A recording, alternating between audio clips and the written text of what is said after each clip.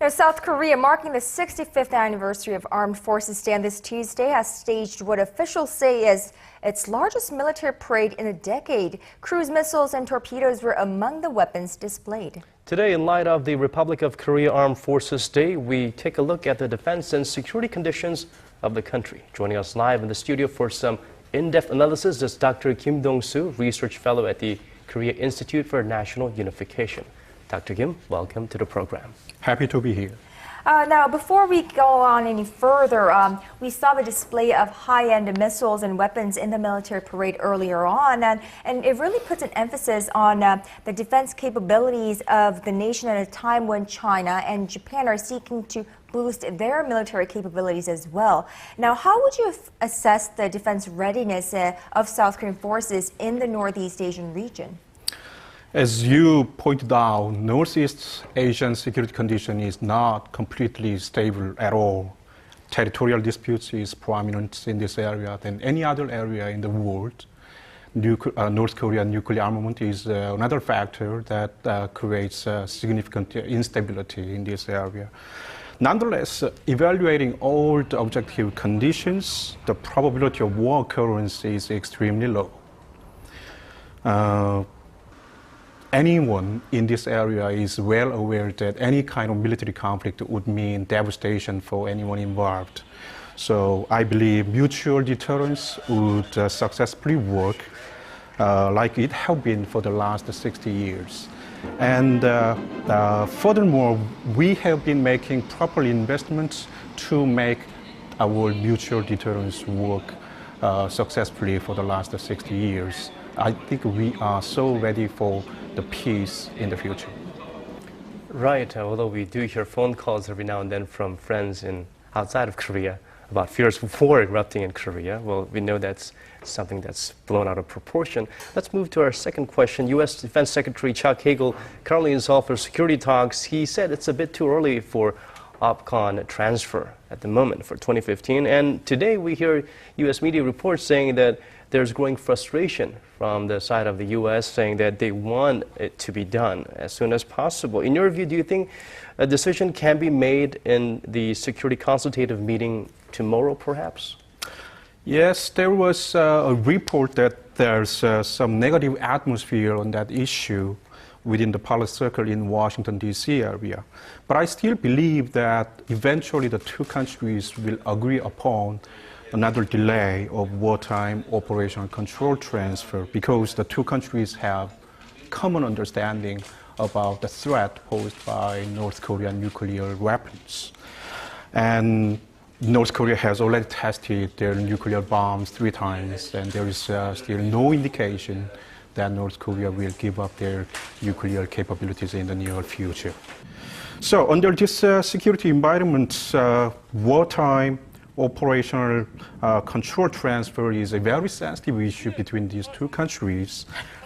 But both sides seem to have a common understanding about the necessity of delaying the wartime operational control one more time. But however, it seems too early to make a final decision because there are so many things to consider. That's what I believe now. Okay, so we should take some time to think about it. So perhaps it may be premature to decide to transfer operational control in 2015. Exactly.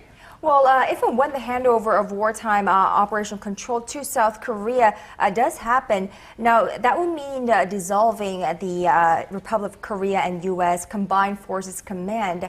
How is South Korea preparing for this eventual transfer? And in your view, what more needs to be done? Although another delay of wartime operational control transfer seems necessary with the agreement of South Korea and the U.S. government this time, it may have to be the case someday in the future.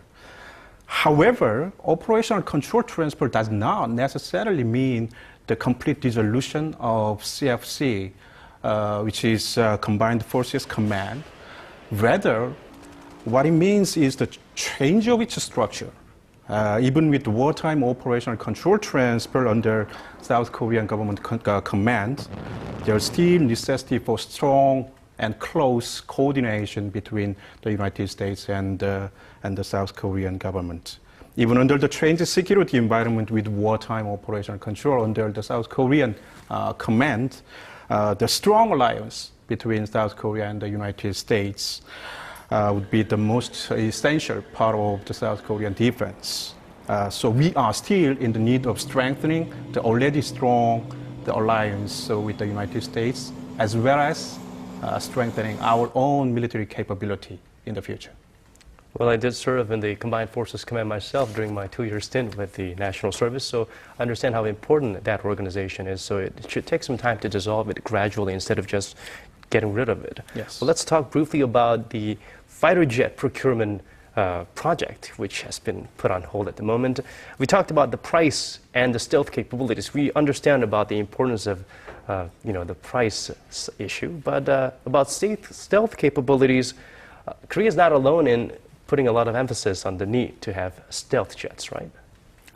Yes, stealth aircraft is designed to avoid the detection using radar system. Considering that the current radar system is very effective in detecting any operation of any aircraft or jet fighter. Stealth function is essential parts of aircraft that would determine the efficiency of operation of our Air Force. Therefore, there is no alternative to stealth fighter to enhance the capability of our own Air Force capability until some more advanced radar system to nullify the stealth capability is invented. Okay, so stealth system, not a luxury, but a must at the moment. Exactly.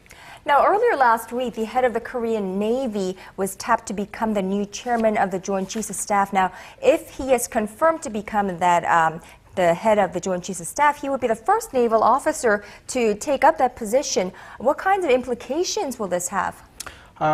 There are a few implications for that decision. First of all, the decision seems to be related with increasing necessity for more balanced coordination between Army, Navy, and Air Force. Furthermore, the increasing role of Navy reflects our new strategy of military operation, which is believed to cover the broader area beyond just the Korean peninsula. And finally, I think the potential conflict against North Korea over NLL might be another factor that made the decision possible. So overall, the decision is the outcome of the consideration of changing security environment in the Korean peninsula. Okay, unfortunately we are running out of time. We hope you enjoy your maiden experience with us, Dr. Kim Dong-soo, Research Fellow at the Korea Institute for National Unification. We look forward to having you again real soon. Thank you.